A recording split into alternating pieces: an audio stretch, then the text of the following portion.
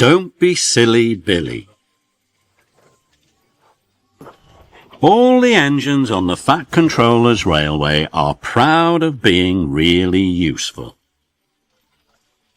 Gordon likes being the best express. Percy likes pulling the mail trucks on time. And Thomas likes being given a special.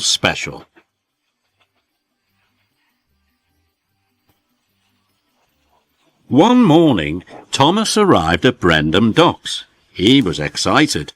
"Today I am to look after a new engine," tooted Thomas. "That's a special job, me hearty," smiled Salty. "Here he is." The new engine was shiny orange and puffing with pride. "I'm Billy," whistled the new engine. "Let's go." "Wait, Billy," tooted Thomas. "We can't go yet. We have to wait for the Fat Controller." "Why?" huffed Billy.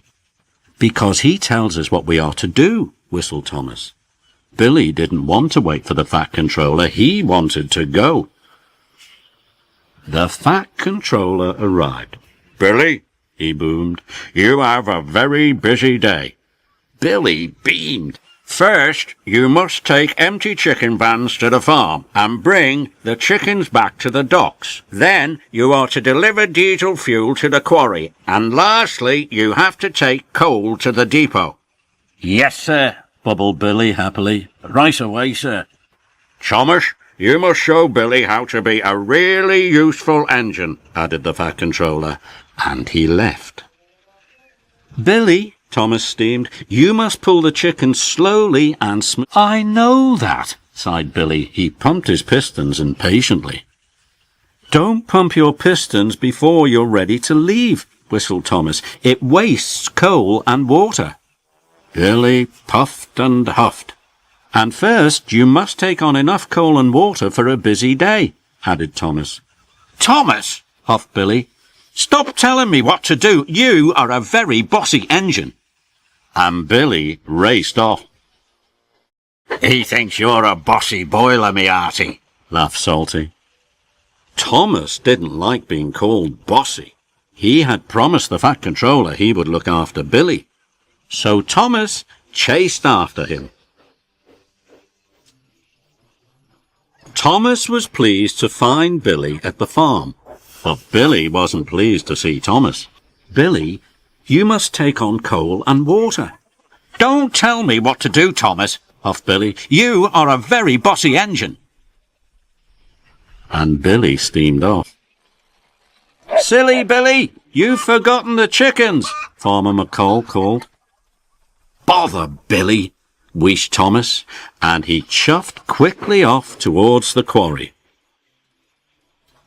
Thomas was pleased to find Billy at the quarry, but Billy wasn't pleased to see him. "You didn't pick up the chickens," puffed Thomas, "and you still haven't taken on coal and water."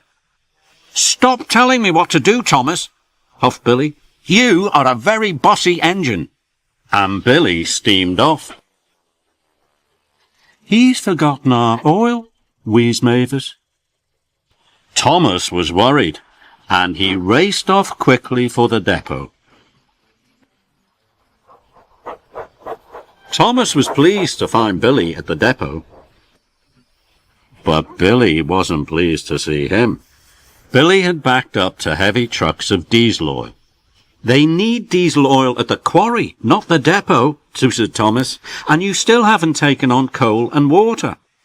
"Stop telling me what to do, Thomas," huffed Billy. "You are a very, very bossy engine." Billy steamed off without the diesel oil. Thomas was worried, and he chased after Billy. Thomas was pleased to find Billy at the coaling plant. He was backing his trucks under the hopper, but he didn't see Percy there, and he biffed him right under the hopper. Percy was covered in coal from funnel to footplate. "Watch out, silly Billy," Percy peeped. "Oh, no," tooted Thomas. "You must be careful when you roll under the hopper, and you must take on coal and water now." "Thomas," huffed Billy, "stop telling me what to do. You are a very bossy engine." Thomas was very unhappy. He didn't want to be called bossy anymore. "Do whatever you want, Billy," he wished. This made Billy very happy, and he raced off.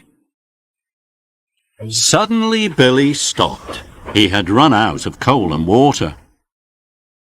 "Cinders and ashes," cried Thomas. "I haven't taught Billy to be really useful at all." Thomas shunted Billy to the water tower, and Billy's firebox was filled with coal. "I know you think I'm a bossy boiler," tooted Thomas, "but I've done all these jobs before. I can help you. Then no one will call you a silly Billy."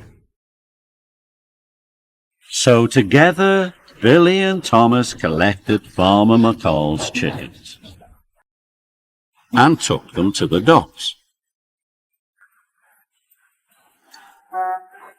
Then they delivered the diesel oil to Mavis and Diesel at the quarry.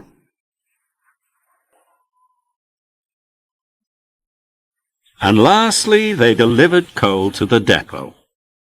Thomas was very tired. "Goodbye, Billy," he chuffed. "The Fat Controller will be very pleased you finished all your jobs." Thomas started to puff away. "Thomas," bubbled Billy, "you're not a bossy boiler. You're a really useful engine, and I really enjoyed working with you." Thomas felt very happy.